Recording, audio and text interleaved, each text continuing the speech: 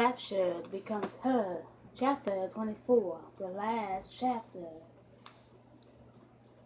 Unwilling to waste the time alerting Luke at the Dower House, Emily sped from the house, not caring if Matthew following or not. He did.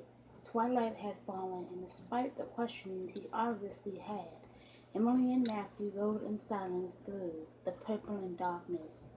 Leaving their horses teeter some distance from the barn, they approached the buildings warily, moving silently together as if they had always been a team. Sidling up to the barn, they stopped, listening intently. Reaching the same door she and Lamb had used the previous day, Emily stopped, transfixed by the faintest glimmer of light peeking from beneath the bottom of the door. Someone was in the barn. Emily didn't know whether to be elated or terrified at having her suspicions confirmed. The certainty that Barnaby, alive or dead, was on the other side of the door solidified deep within her. Hope and fear tingling her heart. She sank to her knees and, hardly aware of Matthew leaning over her shoulder, eased open the door a crack. A lightning glance burned the scene in her mind. Two lanterns hung at the far end of the barn spilled a soft glow over the front area where 4 or 5 men moved about. The wide area between the hay and the stalls filled with several carts and horses. Smuggled goods lay heaped on the floor, ready to be piled into the carts. She watched breathless as a cart loaded with contraband was driven out of the barn through the doors at the front of the building, and on its way to London vanished into the night.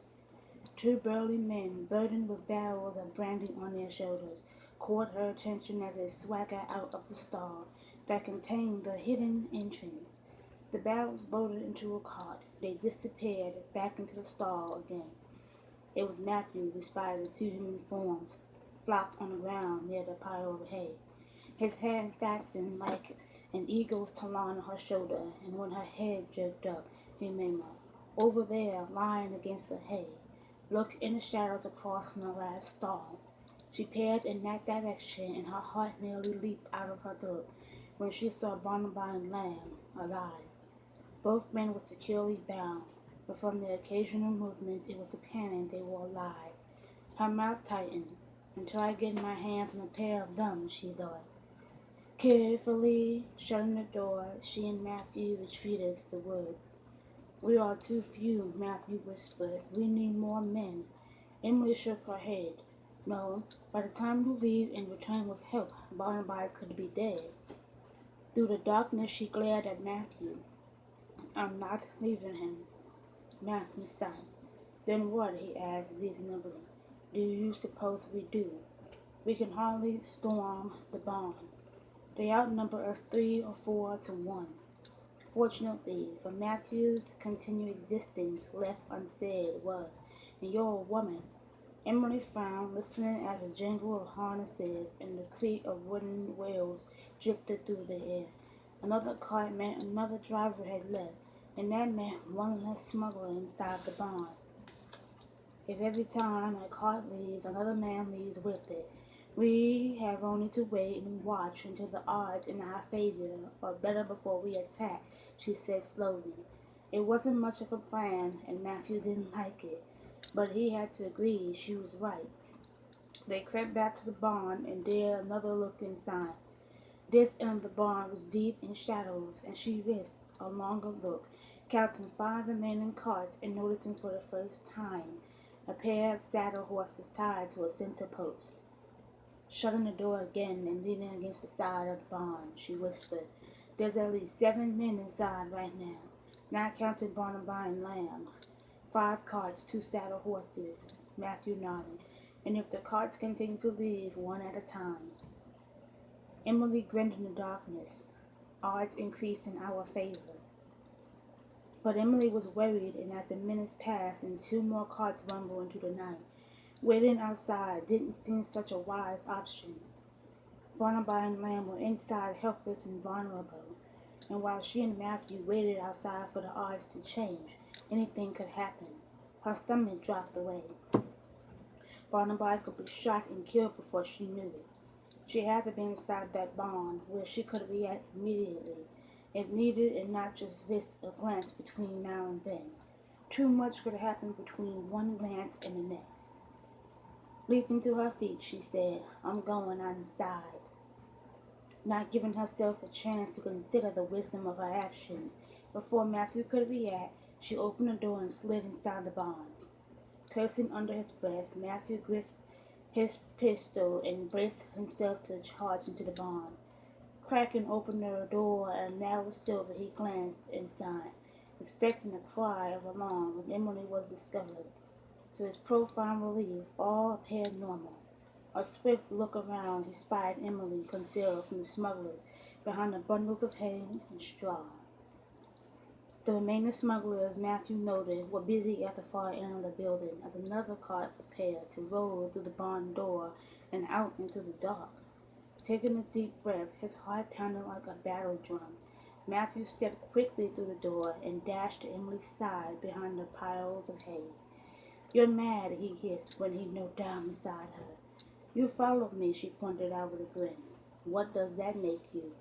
"Mad as a hatter," Matthew muttered, shocked and a little embarrassed to discover he was almost enjoying himself. "If Barnaby's and Lamb's lives weren't at risk," he admitted ruefully, "he'd think this is a great lark. But by far the most exciting time he'd ever had in his staid, respectable life." Emily had been right. He conceded for them to be made the barn inside the barn. Outside, they'd been blind except for the occasional glance, but now they were positioned to strike an instant should it prove necessary. Unfortunately, Emily wasn't content to simply watch and too. Matthew's horror, just as his heart began to beat normally. She whispered, "I'm going to work my way around to Barnaby and Lamb and cut them free." Instinctively, he tried to stop her, grabbing for her booted foot as she slithered away, but she was moving too fast, and he missed. Matthew swore and scrambled after her. Christ, she was going to get them all killed. Emily had no intention of getting anyone killed, but she wanted her husband safe. By her estimation, there were five smugglers still in the barn, and during the next few minutes, one of them would be driving away, leaving only 3 or 4 men behind. Good enough odds for her. Barnaby and Lamb on the other side of the mound of hay and straw, where she lay hidden, and if she was going to make a move to free them, now was as good as ever. The loose bundles and piles of hay and straw gave her perfect cover, and focused on reaching her husband, she windowed her way through it toward him. Barnaby's head throbbed, his shoulders arched from the hours his arm had been brutally tied behind his back. He didn't allow himself to consider that he might die, and Lamb with him. His thoughts were all about escape and returning to Emily's sweet, warm embrace. Since their capture, he and Lamb had been under the eye of one or another of their captors, and there had been no opportunity for either one of them to help the other one reach the knives they both carried. Though in the last few minutes as the barn emptied out, and no one seemed to be paying attention to them, he and Lamb had wriggled deeper into the shadows. They knew that time was running out for them, and that if they were to make an escape, it had to be soon. Barnaby behind a small door set in the back wall. Their best chance would be out that door. Of one thing Barnaby was certain. Tom would wait until the last cart had been driven away before disposing of him and Lamb. When their bodies were found, that Tom had murdered them would become legend in the smuggling community. But the man was stupid enough to kill them in front of witnesses. But kill them he would. The only questions were when and where. Tom and Peckham were still below in a tunnel, keeping track of the goods selected for his particular run to London. Barnaby knew they wouldn't remain there much longer. They considered the 2 smugglers at the other end of the barn. They finished with the 1 cart and were busy loading the last of the contraband in the final cart. Assuming the 2 carts would depart together, leaving he and Lamb with Tom and Peckham, Barnaby murmured to Lamb, "Can you get your hands in front? They tied my arms as well as my hands, and I can't move them." The smugglers had only tied Lamb's hands behind his back, not wrapping his arms through his body, so they had with Barnabas. They had with Barnabas. I've been trying for the last 5 minutes, Lamb growled, and in just a minute. Beside him, Barnabas felt a violent movement and heard Lamb grunt. Ah, that's much better, said Lamb, his bound hands finally in front of him. Now where's that knife of yours?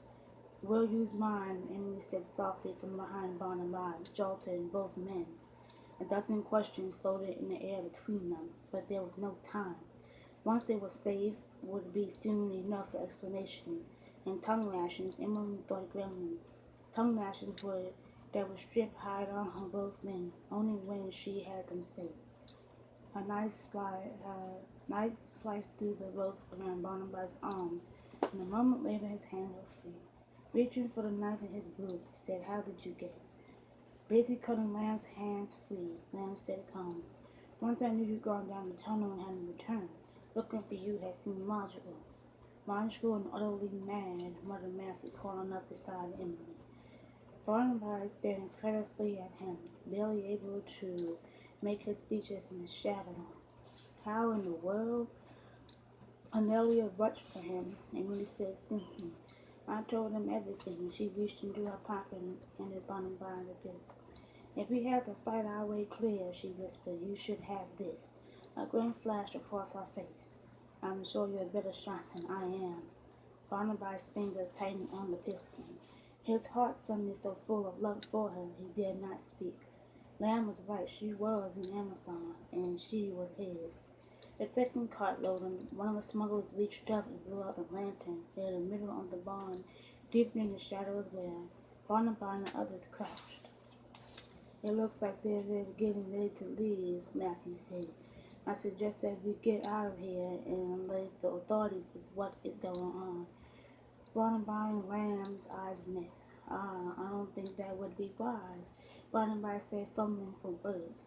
He wanted Tom Johnson to stop, but he saw no good reason why Matthew and Simon should suffer the public humiliation and scandal that would accompany their brother's exposure as an active participant and a money man behind a vicious gang of smugglers. Tom had already revealed that Matthew had nothing to do with the attempt on his life or any part of the smuggling. But how would Matthew feel if forced to take sides? Would his affection for his brother pit against them? A comment near the carts caught their attention. Emotion. A newcomer had arrived, and in a faint light of the remaining lantern, Barnabas recognized the dainty figure that strode into the barn. Leaving his horse behind him, Barnabas swore. "No Wells."